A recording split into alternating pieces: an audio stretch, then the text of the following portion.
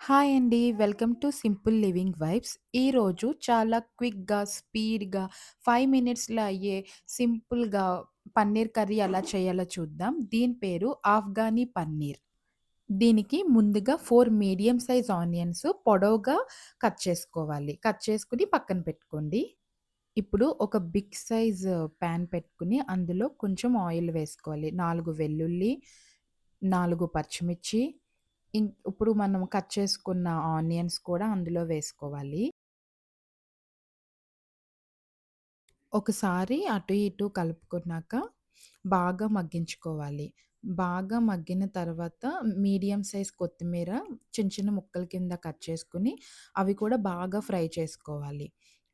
Fry చేసుకున్నాక stove off చేసి పక్కన పెట్టి చల్లారబెట్టాలి. ఈలోగా మనము పన్నీర్‌ని చిన్న చిన్న పీసెస్ కింద కట్ చేసుకోవాలి. ఇది హోమ్‌మేడ్ పన్నీర్. నేనే ఇంట్లో చేశాను. ఆ రెసిపీ కూడా మా ఛానల్‌లో ఉంది చూడండి. చిన్న చిన్న ముక్కల కింద కట్ చేసుకొని పక్కన పెట్టుకోవాలి. ఈలోగా చల్లారిన ఈ ఆనియన్స్, కొత్తిమీరని మిక్సీ జార్‌లో వేసుకొని జస్ట్ చాలా స్మూత్‌గా తిప్పుకోవాలి. ఒకసారి చూద్దాం ఎలా అయిందో. చూసారు కదా! అలా స్మూత్‌గా అవ్వాలి. ఒక బౌల్‌లో వేసుకుందాం. ఇప్పుడు పన్నీర్‌లో కొంచెం పెప్పర్, కొంచెం సాల్ట్ అండ్ పేస్ట్ వేసుకొని బాగా కలుపుకోవాలి. అండ్ అదే కడాయిలో కొంచెం బటర్ వేసుకొని ఈ పన్నీర్‌ని బాగా ఫ్రై చేసుకోవాలి. రోస్ట్‌గా ఫ్రై చేసుకోవాలి.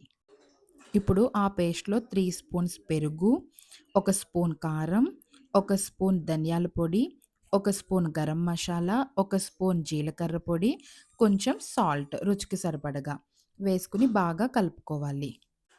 కొంచెం కసూరి మేతి కూడా వేసుకొని కలుపుకోవాలి. కలుపుకున్నాక రోస్ట్ చేసుకున్న పన్నీర్‌ని వేసుకొని కలుపుకోవాలి. ఇప్పుడు కర్రీకి కావాల్సిన స్పైసెస్ అన్నీ తీసుకొని పక్కన పెట్టుకుందాం. ఇప్పుడు పాన్ పెట్టుకొని, కొంచెం ఆయిల్ వేసుకొని, ఇప్పుడు మనం ఆల్రెడీ ముందు తీసుకున్న స్పైసెస్ అన్నీ కూడా కొంచెం కొంచెం మనం తినే స్పైస్ బట్టి వేసుకోవచ్చు. 3, 2 ఆర్ యువర్ విష్. ముందుగా కలిపి పెట్టుకున్న పన్నీర్ ముక్కలన్నీ కూడా ఇందులో వేసుకోవాలి. ఒకసారి అటు ఇటు కలుపుకొని, కొంచెం నీళ్ళు వేసుకొని మూత పెట్టేయాలి. 2 మినిట్స్ తర్వాత ఆయిల్ చూసారా సెపరేట్ అయింది. Curry ready. దీనికి కాంబినేషన్ రైస్ ఎలా చేయాలో చూద్దాం.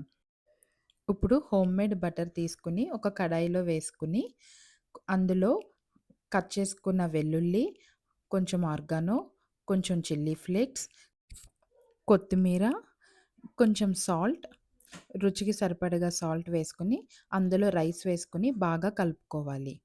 అంతే అండి. సింపుల్‌గా herb rice is ready. Specially నాకు ఈ కాంబినేషన్ అంటే చాలా ఇష్టం. ఇది రైస్‌తోనే కాదు, యాక్చువల్లీ రోటీస్‌తో తినొచ్చు, నాన్‌తో తినొచ్చు, లేదు అంటే బగారా రైస్‌తో కూడా తినొచ్చు. ఐ హోప్ మీ అందరికీ నచ్చిందనుకుంటున్నాను ఈ రెసిపీ. మరిన్ని టేస్టీ ఫుడ్ కోసం మా ఛానల్ లైక్ చేయండి, షేర్ చేయండి, సబ్స్క్రైబ్ చేయండి. Thank you for watching.